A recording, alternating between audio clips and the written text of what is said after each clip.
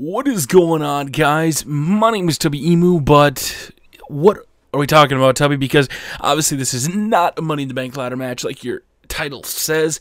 You're seeing Sin Cara versus John Morrison, because I didn't have a Money in the Bank ladder match ready to go. We're talking about this because the news story came out today, or actually yesterday. I just found out about it today. The WWE has been changing their pay-per-view lineup for the last couple months. You know, they pulled bragging rights last year, and then this year they were supposedly bringing it back, and then they pulled it again, and then they put Vengeance in its spot in, like, the summer, and then, like, no, I don't want to do that. And they've changed their pay-per-view lineup numerous times this year. Well, in a story from yesterday, they just sent out an updated pay-per-view list to their media affiliate so they can advertise for them. And the updated list included WrestleMania 28, Extreme Rules, Over the Limit, and then a to-be-determined pay-per-view, which last year, I'm pretty sure, was Capital Punishment. No, not in June. No, it wasn't Capital Punishment. That was Money in the Bank last year. And then SummerSlam, Night of Champions, Hell in a Cell Survivor Series, and then a to-be-determined one. But what we're seeing, though, is a lack of a pay-per-view. Usually in October, there is two pay-per-views.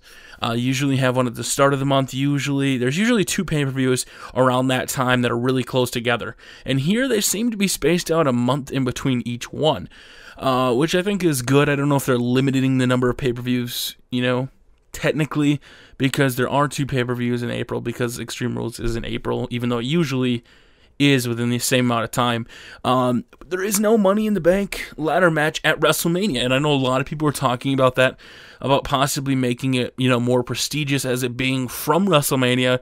And a lot of people were praising the idea because they wanted to see, an actual good match on the WrestleMania card versus just a filler match. Like, say you start getting all these matches like Jack Swagger versus somebody they throw in there. They want actual matches, and the WrestleMania Money in the Banks were always great.